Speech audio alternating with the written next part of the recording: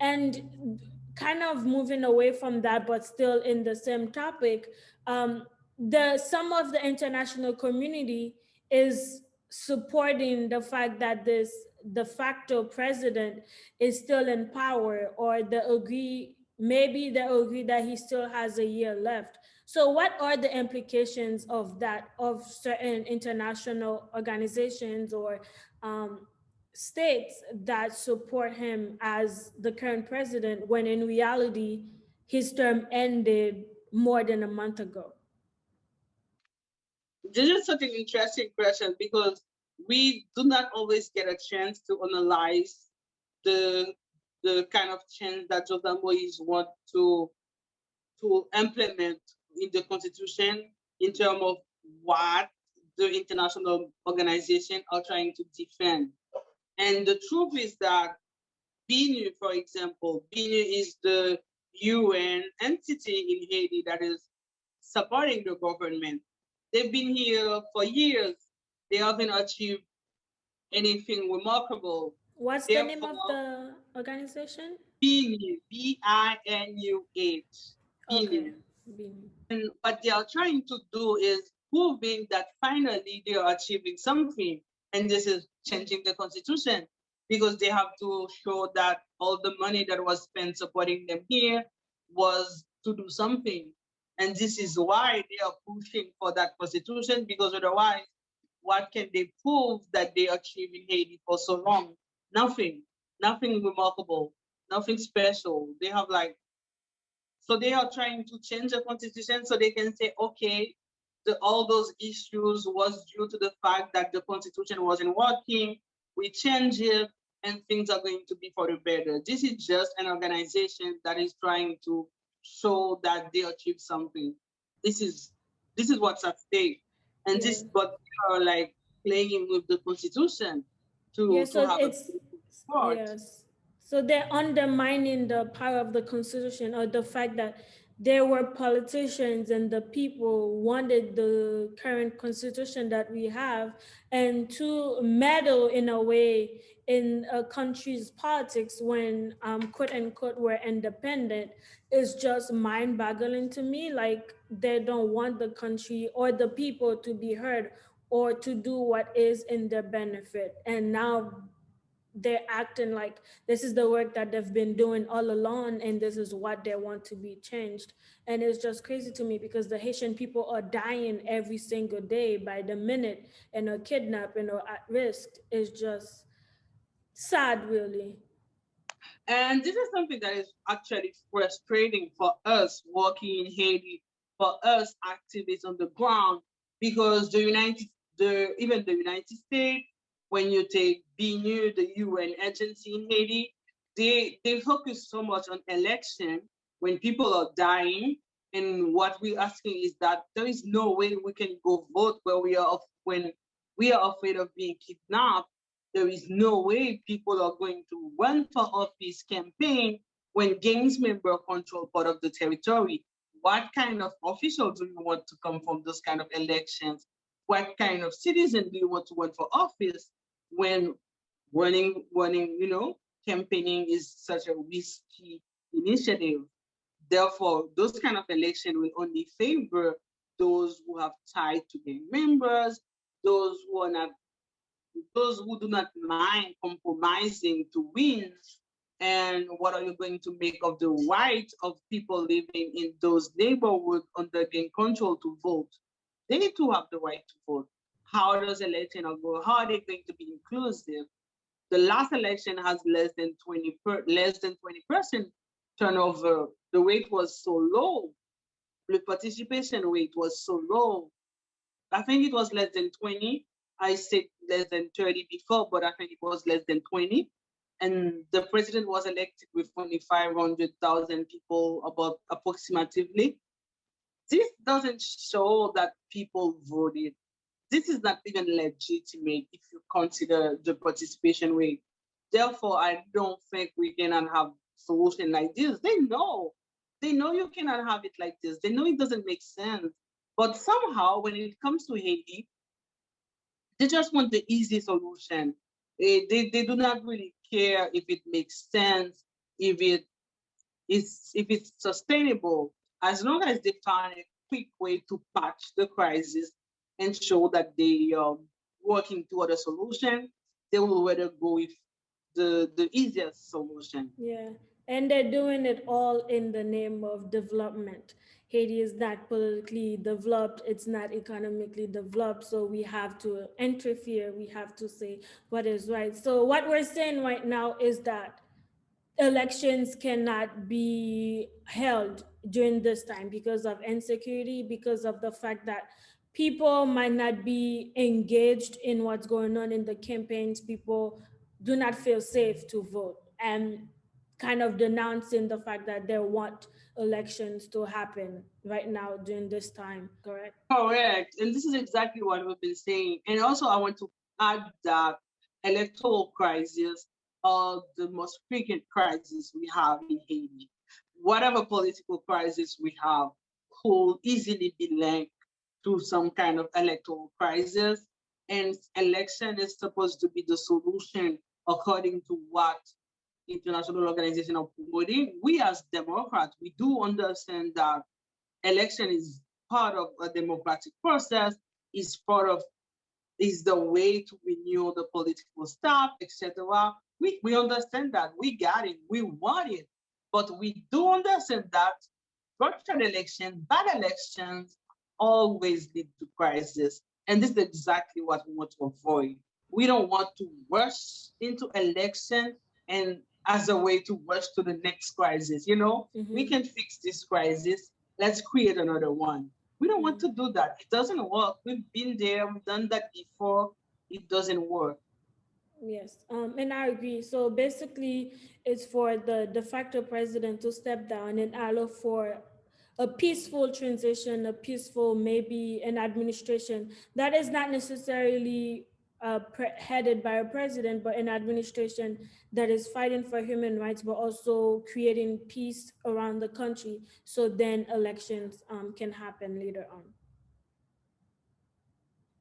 Exactly. Okay, thank you. And so in that way, do the Haitian people want the international community to be involved in any way if that's something that they're looking for? Actually, this question is just like in the past, like traditionally, the international community is always involved. Hmm. But there is a limit to what involvement means. Okay. Supporting the people, yes. Any help is welcome. Deciding for the people, no, this is not what we want. So it's all about the level of involvement, the boundaries, and the nature of the involvement. We need money to finance our development. We need money to finance some basic activities. We welcome like partners, friends of Haiti who want to help us. But at the end of the day, those partners also need to understand that when it doesn't work, they say that the people in Haiti cannot manage their country. The people in Haiti have done this, have done that, and it's not good. When we say what we want and they do not like it, they say that it gotta be like the way they want it. And at the end of the day, it will always be the fault of the people in Haiti. But this is why we ask them to listen to what the people are saying, listen to what the civil society wants, and not kind of push for elections when we clearly saying and showing that it's not possible. Because at the end of the day, if it doesn't work, they will say that they'll spend a lot of amount of money to foster democracy in Haiti, and it never works. And it won't be our fault because we clearly state that we know that to have a democracy, you need election, but we know that if we have bad election, it won't work. They need to remember that. They need to listen and support it. We are asking for systemic change. This is the perfect time in history to side with the people. And this is Hmm. kind of what we ask.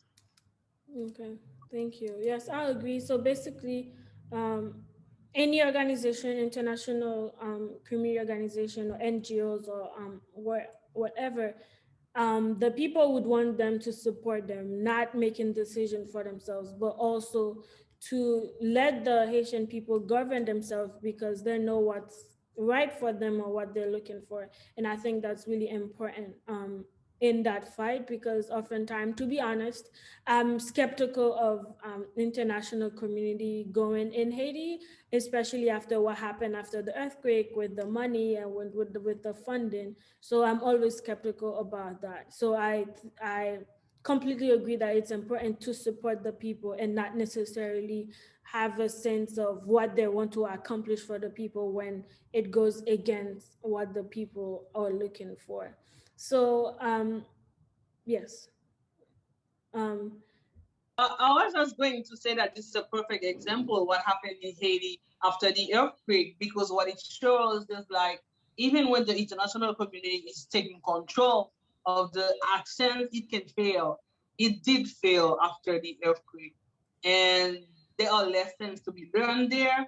And those kind of lessons, if they learn them, they will realize that, okay, there is a different approach that need to be taken in solving crisis in Haiti, and it has to be from mutual understanding, respecting boundaries, like I mentioned before, and trying to really understand, like learning less, trying to really learn lessons from the past so that mhm. we do not repeat them. And in this current crisis, if we fail to do so, I can guarantee that it won't take long before the next crisis, before we have the same kind of conversation, and hopefully we won't go there and we will find a solution now. Yes, hopefully. And honestly, I think the Haitian people deserve reparations for the cholera outbreak that happened in Haiti, and also, of course, the debt that Haiti had to pay to be recognized as an independent country. But that might be another talk for another day. But as people in the diaspora, myself, what can people living outside of Haiti can do to support the people at the front line, what kind of actions we can take, and if we were to support the movement monetarily, where can we donate our money to? Okay. Now, there are many things people in the diaspora can do. They can raise awareness as American citizen, Canadian citizen, French citizen, or Haitian American, Haitian Canadian. You can ask your officials what are they doing in Haiti, what kind of policy they are implementing towards Haiti, and see how you can question it or you can push to improve it so that it serves the interests of the people in Haiti as well, not only the interests of other country. For example, policy to support Jovenel Moise is only pushing the interests of Jovenel Moise and the people who are supporting him, not the people of Haiti who are dying, who are getting poorer by the day, who are under attack, who fear for their life, etc. And there are other ways we can raise awareness, as they did, contact your officials. You can support the movement on the ground, and financially it's more difficult depending on the organization. In Nou Pap Dòmi, for now we haven't set up the mechanism to receive donation, but we are actively working on it because we will need money and to finance some activities that we want to launch in the future. And definitely we will need to be able to count on people in the diaspora who might have more means to finance those kind of movements in Haiti. But for now, it's pretty much about raising awareness, contacting your officials, and spreading the news, and even organizing activities that could have take place, at the same time as what's going on in Haiti, and other ways that I may not be able to think about. But as long as you can find ways to get in touch with people on the ground, find ways to get informed so that you are not victim of propaganda. The government spent a lot of money spreading lies about, and a lot of lobbying firms are working for them, and one need to be very careful and get the right information and find ways to act. And financially, you'll be able to do so. Some organizations, I think, are able to receive donation. Nou Pap Dòmi is working on it, and I'll be happy to share the news when we're ready. And yeah, this is what I can think about now. Okay. Yes. Thank you so much. Because people here, I know I have friends that wanted to be involved in some ways and do certain things. But I wanted to know like how it would show solidarity to the people. But thank you so much for your time. Thank you for speaking to us about what is going on in Haiti.